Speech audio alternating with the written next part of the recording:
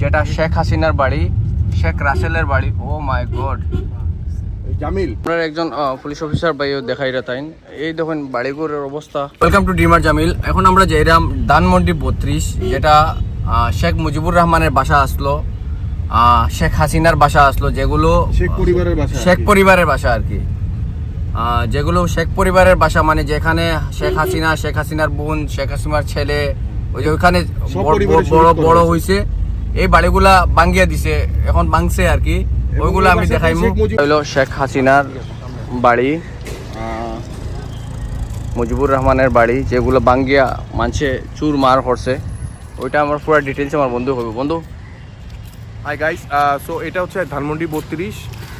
So এইটা হচ্ছে আমরা যেটা দেখতে পাচ্ছি একদম সরাসরি, এটা হচ্ছে শেখ মুজিবুর রহমান বা শেখ পরিবারের বাড়ি, যেখানে আসলে শেখ পরিবারের সকল সদস্য এখানেই বড় হয়েছে এবং এখানেই তারা ছিল 71-এর পরে। তো আমরা যেতে পারবো? হ্যাঁ, আমরা একটু সামনে যাব একটু পরে, বাট এই বাড়িটা আমরা এখন দেখতে পাচ্ছি সম্পূর্ণ ভাঙা অবস্থায়। বিকজ কিছুদিন আগে আসলে সমন্বয়কারী বলি বা আমাদের যারা ছাত্ররা আছে বা দেশের, এটা প্রচণ্ড ক্ষোভে বা রাগে তাদের উপরে তাদের এই বাসাটা আসলে তারা ভাঙছে। এখানেই আসলে এটাই হচ্ছে এই স্পট যেখানে শেখ মুজিবুর রহমানকে আসলে শহীদ করা হয়েছে সপরিবারে। শেখ মুজিবুর রহমান এবং তার পরিবারের সকলকে এই জায়গাটাতেই শহীদ করা হয়েছিল। সম্ভবত 1974-এ এই জায়গাটাতেই শহীদ করা হয়েছিল। আচ্ছা, মানে ও পরিবার নিয়ে এখানেই থাকতো? এখানে নিয়ে সপরিবারে তারা থাকতেন, বাট এখানেই তাদেরকে শহীদ করা হয়েছিল এবং এখানেই তাদের বাসভবন ছিল। তো আনফর্চুনেটলি এটা এখন ভাঙা, এখানে আসলে তেমন কিছুই নাই। এটা আসলে একটা সময় আমরা জাদুঘর হিসেবে দেখতাম, অনেক মানুষ এখানে ভিজিট করতে আসতো যে কোথায় কি হয়েছিল। শেখ পরিবারের সমস্ত রেমিনেন্স, তাদের ঘরের আসবাবপত্র থেকে শুরু করে সব কিছু এখন ছিল, বাট আনফর্চুনেটলি এখন আর এটার কোনো ধরনের ধ্বংসস্তূপ হয়ে আছে। আমরা দেখতে পাচ্ছি যে সম্পূর্ণটা আসলে দেশের মানুষের বা সাধারণ জনগণের যে ক্ষোভ, আমরা এখানে দেখতে পাচ্ছি গণহত্যার ক্ষমা নাই, সকল ঘাতকের কল্লা নাই।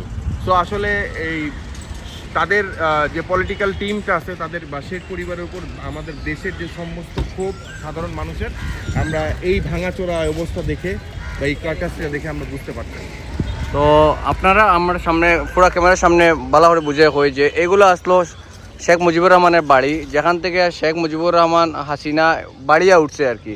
আর এই বাড়িতে শেখ মুজিবুর রহমানের এই বাড়িতে হত্যা করা হয়েছে, গুল্লি করিয়া এই বাড়িতে মারা হয়েছে, সপরিবারে মারা হয়েছিল। একমাত্র হাসিনা লন্ডনে থাকায় না আমেরিকা থাকায় বাঁচি গেছিলো। ফেরাউন ওরফে শেখ মুজিব লেখা দেখুন, এটা জিনিস দেখিয়া খুব মানে কিরম লাগে করে। শেখ মানে সপরিবারই শেখ পরিবার এখানে থাকতো আর কি, এখানে তাদের বেড়ে ওঠা, এখানেই তাদের বড় হয়ে ওঠা।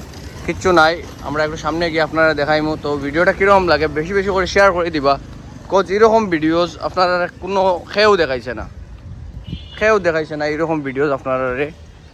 শেখ মুজিবুর রহমানের বাড়ি, এটা পড়ছে ধানমন্ডি 32-এ।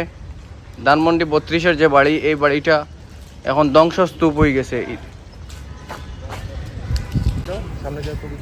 না জুম ইন সার্বভৌমত্ব লেখাটা